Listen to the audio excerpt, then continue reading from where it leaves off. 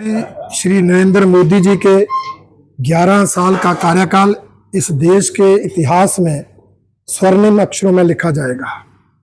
इस कार्यकाल के दौरान जो उपलब्धियां रही है वो इस देश को आत्मनिर्भर और विकसित बनाने के लक्ष्य को पूरा करने की दृष्टि से मील का पत्थर साबित होंगी।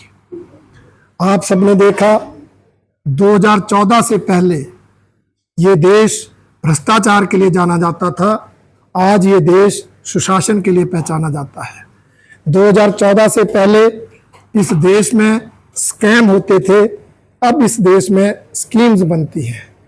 पहले इस देश में पॉलिटिक्स ऑफ प्रॉमिस थी, अब इस देश में पॉलिटिक्स ऑफ परफॉर्मेंस है। पहले इस देश में आयात पर हम निर्भर थे, आज निर्यात करने पर हम अग्रणी हुए हैं।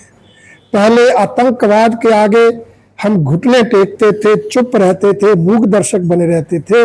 आज आतंकवादी घटना के बाद हम विरोधियों के घर में घुसकर आतंकवादी ठिकानों को तबाह करते हैं, चाहे एयर स्ट्राइक हो, चाहे सर्जिकल स्ट्राइक हो और चाहे अब ऑपरेशन सिंदूर हो। इसके अलावा इस देश के समाज के हर वर्गों के कल्याण के लिए योजना बनाई, चाहे वो गरीबों के लिए हो, जैसे प्रधानमंत्री गरीब कल्याण अन्न योजना में 80 करोड़ लोगों को लाभान्वित किया, उज्ज्वला योजना में 9.5 करोड़ लोगों को लाभान्वित किया, आयुष्मान योजना में 55 करोड़ लोगों को लाभान्वित किया।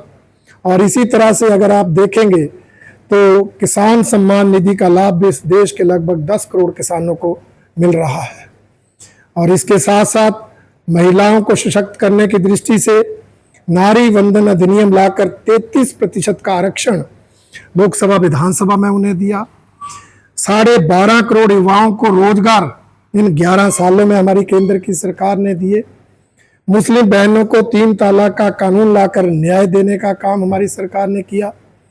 मध्यम वर्ग के लिए आप देखेंगे 12,75,000 आय प्रतिवर्ष जो है उस पर शून्य आयकर अब लगता है। और इसके साथ साथ हमारी सरकार ने विकास की अवधारणा को बदलते हुए विरासत भी और विकास भी की एक नई अवधारणा दी। विरासत को संजोए रखने की दृष्टि से भगवान राम के जन्म स्थान पर भव्य राम मंदिर बनाना, काशी विश्वनाथ का कॉरिडोर विकसित करना, बद्रीनाथ के धाम को डेवलप करना, सांस्कृतिक स्थलों को विकसित करने के लिए प्रसाद योजना के अंतर्गत 1900 करोड़ रुपए खर्च करना, करतार कॉरिडोर को खोलना और विकसित करना, ऐसे हमारे जो विरासत के कार्य हैं उनको हमारी सरकार ने किया है। विकास की दृष्टि से देखेंगे तो हमारी सरकार ने इस देश के इंफ्रास्ट्रक्चर को मजबूत किया है। आज हमारे देश के अंदर राष्ट्रीय राजमार्ग जो हैं वो 1.5 लाख किलोमीटर तक उनकी लंबाई पहुंच गई है, जबकि 2014 से पहले 9,000 किलोमीटर तक ही ये लंबाई थी। पहले हमारे 74 हवाई अड्डे थे, आज हमारे जो देश में है वो 1100 से ऊपर हवाई अड्डे जो हैं बन चुके हैं। पहले 7 एम्स थे, आज 23 एम्स बन चुके हैं। इस तरह हर दृष्टि से देश आगे बढ़ा है, जिसका श्रेय मोदी सरकार को जाता है। हिमाचल प्रदेश को भी इन 11 सालों में बहुत कुछ मिला है। विशेष राज्य का दर्जा जो अटल जी ने दिया था, मनमोहन सरकार ने छीन लिया था, उसे फिर से मोदी सरकार ने हमें दिया है, जिसके कारण योजना में 90-10 की औसत से रेशो से काम होता है। आज हमारे हिमाचल प्रदेश में एम्स है, चाहे मेडिकल डिवाइस पार्क है, वर्ल्ड ड्रग पार्क है, चाहे हाइड्रो पावर इंजीनियरिंग कॉलेज है, IIT है, IM है, हमारे 4 लेन है, हमारे रेलवे लाइनें बन रही हैं। ये सारे विकास कार्यों को सिरे चढ़ाने में हमारी केंद्र सरकार का भरपूर योगदान रहा है, जिसके लिए हिमाचल वासी मोदी सरकार के ऋणी हैं।